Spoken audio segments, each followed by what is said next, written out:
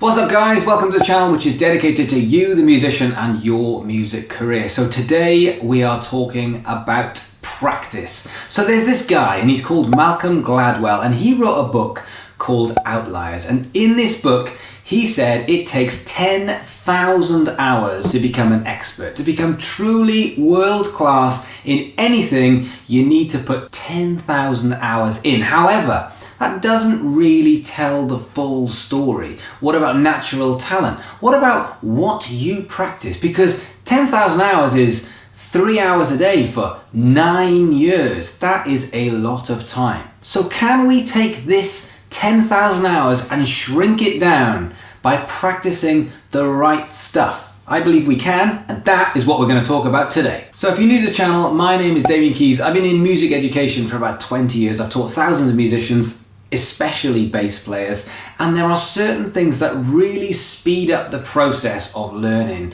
when it comes to practice. So in this video I have plenty of tips. In fact, I'm splitting it into two, but I'm gonna Tarantino this. I'm going to the end and I'm working back. I'm gonna give you the payoff straight away. The biggest downfall for musicians when they're practicing is they're not breaking things down and mastering the little things and then building it up.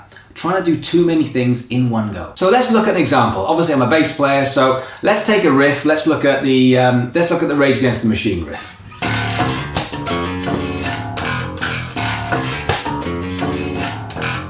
Now if I was teaching this riff, everybody wants to just dive in and start learning the notes. But if you break it down, there are so many fundamentals which give that Rage Against the Machine sound. First and foremost, if you don't have your thumb in the right place, well, you ain't gonna get that sound, you ain't gonna get that tone, you ain't gonna get the power. There's the timing, there's the feel, there's the notes, there's the dead notes, there's so many aspects of it, but people are diving in and then it's taking longer and longer for them to actually get to that point where it sounds good. The first thing I would do if I was with a bass player is I'd stop everything and I'd say, where is this thumb gonna go? Because if this thumb is hovering around or in the wrong place, if it's not anchored down, if it's not locked in, how can you possibly play Rage Against the Machine like Rage Against the Machine? So I'd build it up. Rather than actually teaching them the notes, the first thing I'd do is I'd spend hours making sure that this thumb is in the right place. That's right, hours. And then the fingers. I'm always starting with my second finger as a bass player. I'm talking about technique from a bass playing point of view, but if we're not getting this stuff right, it isn't gonna sound right. So the more we can break this stuff down,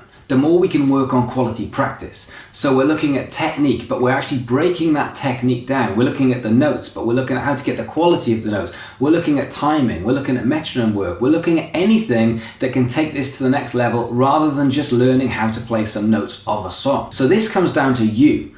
How much can you break something down into individual techniques and then master every aspect of that individual technique? So I want you to do something for me right now. This is really, really weird, but it's important. I want you to write down on a piece of paper two things and I want you to pin them somewhere. I don't care whether it's on the wall of your toilet or on your fridge, because you'll keep seeing this, and these are two phrases which I think should stick with you for the rest of your life. The first thing I want you to write down is genius is in the attention to detail.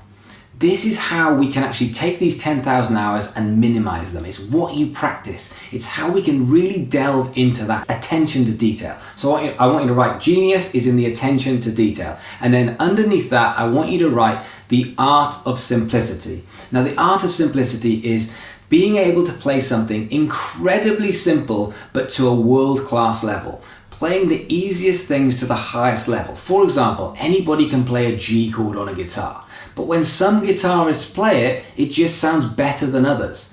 Some people's vibrato is just absolutely world class. Well, that's because, going back to geniuses in the attention to detail, they've broken it down, they've analyzed it, and they're playing the simplest things, the fundamentals, to the highest level. So there's nothing wrong with sitting there for 3 hours a day just working on vibrato for weeks on end. That will be your signature move, and that shouldn't be overlooked. It's not something that should just come along with when you're playing. You analyze this, you take it apart and put it back together and make it sound huge. So 3 more concepts for this video. Number 1, are you practicing enough? Because I feel like most musicians aren't practicing enough. I think most musicians start playing, they get obsessed with their playing, then they go to music college and they're playing all day every day, and then at some point life catches up, whether they leave college or they get a job, but their practice becomes less and less. And yes, you might be gigging, and yes, you might be putting stuff into practice, but what about actual physical improvement via practice? Are you doing that enough? So I want you to think about how much time you've got allocated to practice, and I want you to think about routine and consistency. This is like going to the gym. If you go to the gym 1 hour a day, 3 or 4 days a week, you are going to see significant differences. If you pick up your instrument as and when you can, you're probably not. So why not allocate at least 1 hour every single day to practice? And if you're there saying, hey, I practice 3 hours, brilliant, then it comes to what you practice. But I don't think enough musicians are putting at least an hour a day into physical, actual practice. So let's talk about this for a minute. A couple of weeks back, I was chatting to some guy who was telling me that he didn't need to practice because music is subjective and it's not about technical ability and stuff. So he basically said he wasn't practicing. So for the sake of this guy, let's call him a twat. I don't understand why you wouldn't want to practice. I mean, surely we love playing. This is about improving and freeing yourself up to be a better musician, to have more opportunities to express yourself in a better way. Why would you not want to practice? But let's just say you are struggling with the amount of time that you have got. Then it comes down to priority and sacrifice. What is it that you can sacrifice in order to put that time in? And it might be TV, it might be waking up earlier or going to bed later, or there might be other smarter ways. For example, if you're traveling around, why can't you be listening to podcasts or vlogs of people who are giving you ideas of what to practice? Number 2, what is it that you are trying to improve with your playing? Is it your technique? Is it your scales or your rudiments? Is it your sound? Is it your improvisation? Is it your sight reading? Is it your theory? We could go on with that list.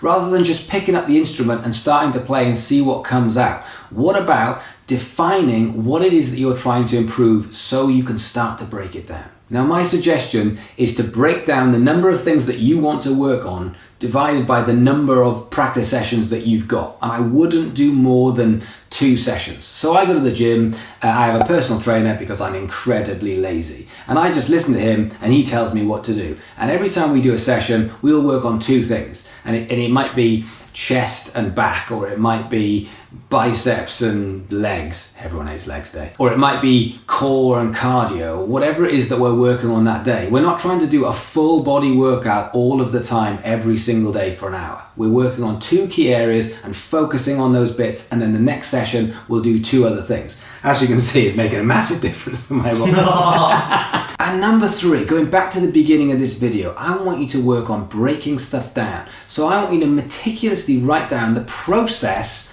of getting from A to B, breaking down each technique so that you can master each technique one at a time, so when you put it back together, it will improve. So thanks for watching. In this video, we've had an overview of practice, but in the next video, part 2, I'm going to give you my top 10 tips on how to break this practice sessions down to improve on a daily basis. So if you can do me a favor, if you can like, if you can subscribe, more importantly, come and be a member of this community and leave some comments and tell me what you're up to. But thanks for watching. See you guys tomorrow.